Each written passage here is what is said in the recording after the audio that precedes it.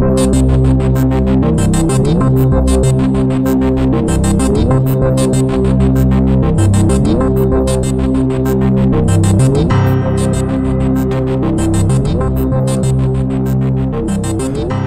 and welcome to the 8th episode of Season 7 of the Dark Money Files, in which we shine a light into a murky world.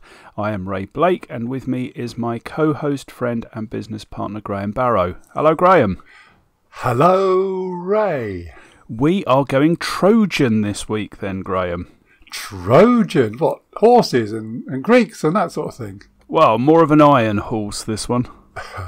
So is this the sting operation, Ray? Variously, I think, called Operation Trojan Shield, Operation Ironside, or the Anom Sting? Yep, that's the one. Presumably to differentiate it, at least among historians, from the original Operation Ironside. Oh, it wasn't the first one, then? Oh no, there was an Operation Ironside deployed by the Allies in 1944 as part of the diversionary tactics designed to facilitate the D-Day landings by diverting the Germans' attentions elsewhere in France. That wasn't quite entirely successful then, that one. Well, no, certainly not as successful as its more recent incarnation. Would you like to tell us a bit more about that then? Graham, I'd love to. Back in 2018, the FBI took down a Canadian company called Phantom Secure, which provided modified secure mobile phones which were equipped with a so-called kill switch, which enabled the owner to remotely wipe the phone. Apparently, the main users of this phone were drug traffickers and other criminal organisations.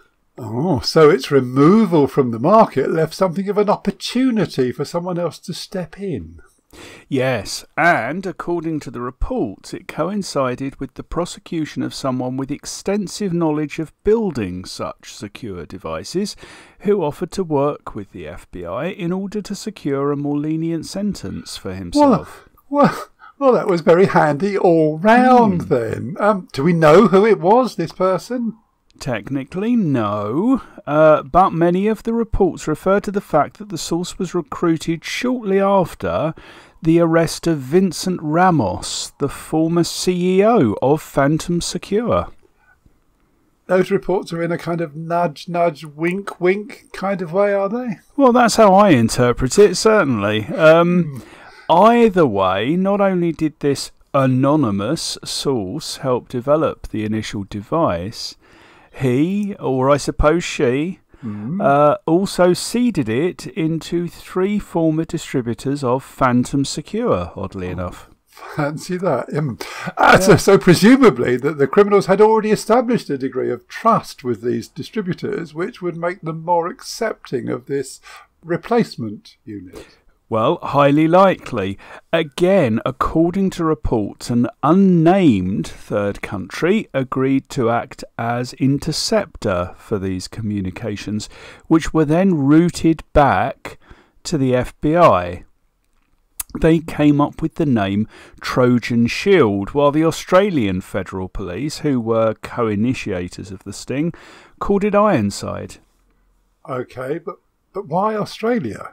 A very good question, Graham. 2 reasons.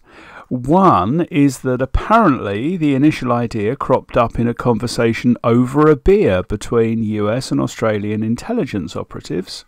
Well, fancy that. Well, indeed. And the second is Australia is where the sting was beta tested, as it were. Ah, got it. So, Ray, how did the app actually work? Well, it ran on a phone which had all other functions disabled, so all it could be used for was secure messaging. OK, so how did the FBI and the AFP, the Australian Federal Police, get access to these messages then if they were secure? Well, there's a difference between secure and secret, isn't there? True. And that's the clever bit, Graham. The messages were routed through a supposedly secure server located in an unnamed third country, which obtained a court order allowing it, while the messages were transiting the server, to copy them to another server under the control of the FBI, who were in possession of a private key which allowed decryption. Ah, so the sender and the receiver were never aware of that third party reading the messages. Exactly. And what was, Ray, the result of this beta testing? 50 devices were distributed throughout Australia from October 2018, and every single one was used by criminal networks, mostly organised criminal gangs, or OCGs as they tend to be known these days. Every single one? Yes, the users were so pleased with their clever little devices that its reputation started spreading via word of mouth, and more than one criminal decided there was a lucrative little market to be had by selling them to other criminals. Because each handset sells for quite a lot of money. And reading between the lines, it seems that owning one was a bit of a status symbol. It showed you were a serious player. I bet those people responsible for distributing them are very popular at the moment. I'd be willing to bet they're very much in hiding at the moment, Graham. I think you're right. Yeah. So how did it play out from there? About a year later, in October 2019, there were several hundred users. But by the time of the sting operation being instituted, there were around 11,800 installations of Anom, of which more than 9,000 were in active use. That is a lot of criminal activity. According to Europol, they tracked more than 27 million messages emanating from more than 100 countries. That also is a lot of data, Ray. I suspect they probably had some clever artificial intelligence at work in the background sorting out the meaningful from the garbage. Well, you'd think so, wouldn't you? It also tells us something very interesting about the way criminal networks operate, Graham. Tell me more, Ray. Think about it. More than 100 countries, more than 9,000 active users. No advertising on the TV or the usual internet sites. It shows us just how interconnected these disparate crime groups are and how effectively they communicate with each other. You know, you're right, Ray. To effectively spread around the world in not much more than a year is compelling evidence for the existence of a global, albeit informal, network of criminal gangs. And of course, the money launderers who provide the services to them. We've often said the criminals are much better at doing the team thing than the good guys. We have, yeah. Because all these different criminals still need to be able to clean up their money, so they'll need to access money laundering networks. Exactly. But for the people working in law enforcement, it must have thrown up all sorts of ethical and moral dilemmas, Graham. Yeah, it must, Rafe. What do you do, for example, if you discover a plot to murder someone? I'm not in the intelligence services. I don't think I qualify. But I imagine that you use the information gleaned from the app to direct your attention to external sources which can validate the potential crime, and then you set up some means to, well, discover the plot by those means without giving away the real source. Yeah, so you mean, for example, say a cop pulling a car over for some minor traffic offence, only to discover a firearm or some other incriminating evidence as a result. Yes, and knowing exactly which car to pull over when. That's exactly what I was thinking. Yeah. It would be very difficult to allow a murder to go ahead unchallenged. But given the sheer volume of intelligence coming from the app, they wouldn't have wanted to give the game away for the sake of a single crime, even a quite serious one. Yeah, so you take items of intelligence gleaned from these encrypted chats and then work out ways of discovering the underlying crimes without revealing what your original source was. Exactly, and I think they did a similar thing during wartime at Bletchley Park, didn't they? I think you're absolutely right. So as not to blow the gaff that they could actually decrypt the Enigma codes. Exactly. They didn't want to kill that goose that was laying golden eggs now, did they? No, they absolutely didn't. So that kind of makes you wonder why they chose now, or a few days ago, to break cover. Well, I guess they had to at some time. And again, if you care to believe what you read, at least one posting had already appeared online declaring the app to be a scam. So maybe they decided to step in while they were still in full control? Well, I think that's possible before the criminals had a chance to put something more effective in place.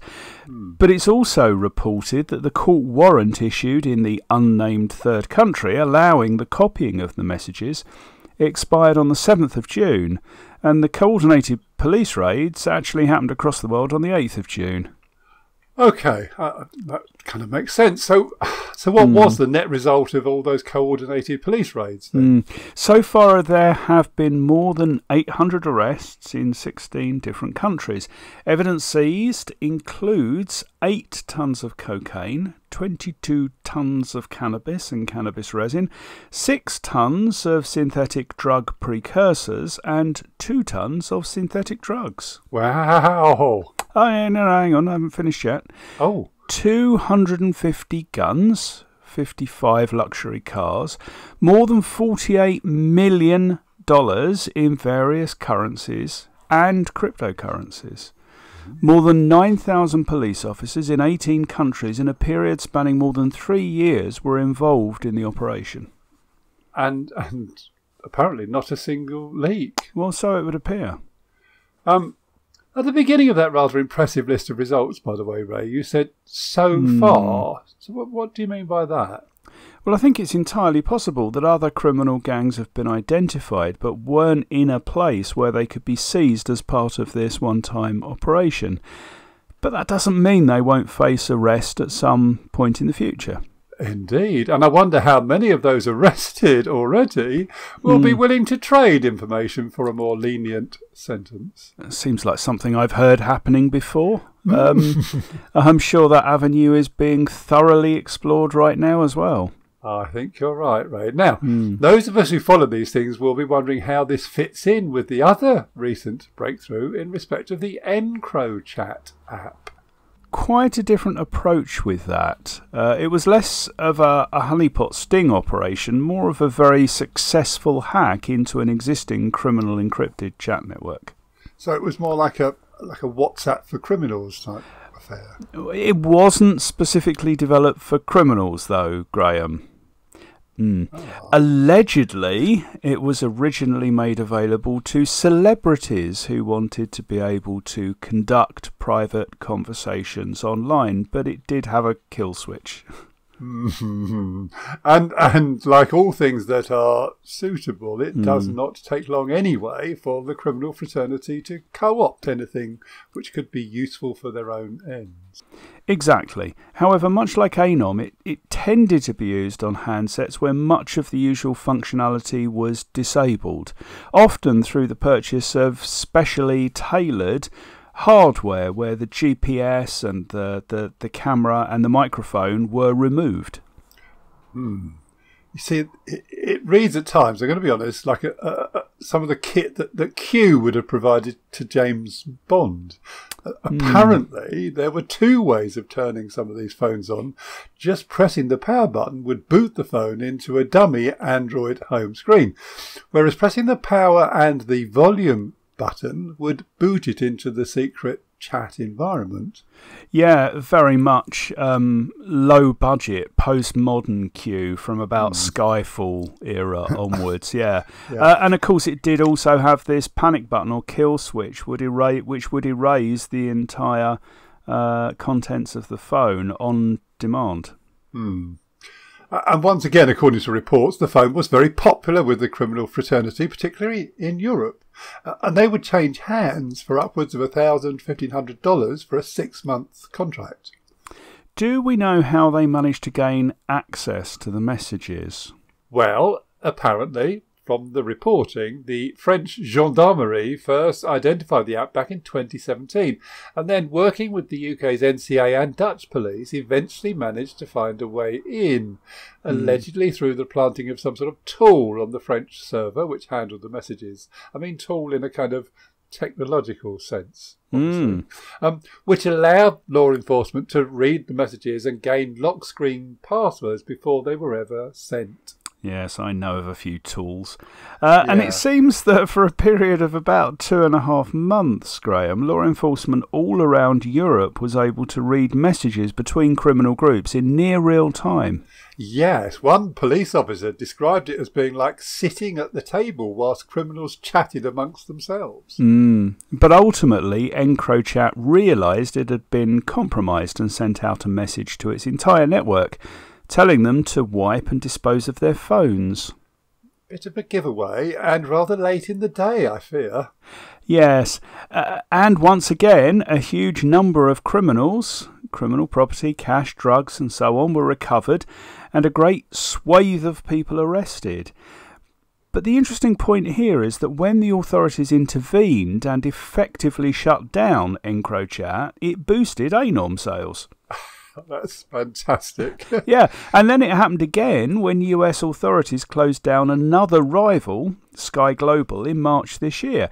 At that point, active ANOM users soared from 3,000 to 9,000. So hold on. So by closing down a network that they couldn't control, the FBI effectively kettled its users into a network that they could. Yeah, that's about the size of it. Win-win for the good guys. Fantastic. And while it is fantastic to celebrate these specific success stories, I wonder whether there isn't something of a psychological victory here as well. Do you want to elaborate? Well, yes. You see, there's an old proverb. It's not one that's generally known.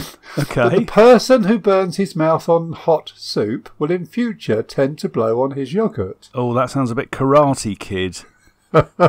Well, yeah, maybe. But it's a slightly clumsy way of saying that once you've been caught through using one specific app, you will treat all similar acts with much greater suspicion in future.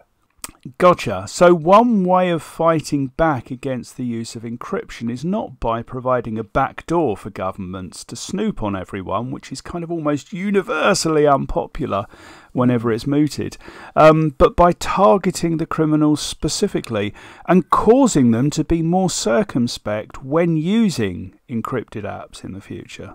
Yes, it is always a difficult trade-off between personal privacy and the protection of the public. But it's useful, I think, Ray, to be given a reminder that there is more than one way of addressing the problem, and it doesn't always mean making us all a bit more insecure or removing a bit more of our precious privacy.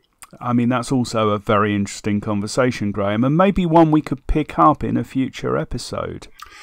I agree, Ray, but looking a bit nearer to home, do you think it would be time and a good idea to do an episode on money laundering through non-banking financial institutions? You mean like lenders, insurers and so on? Yes. Well, I think that's a great idea. I'm already looking forward to it.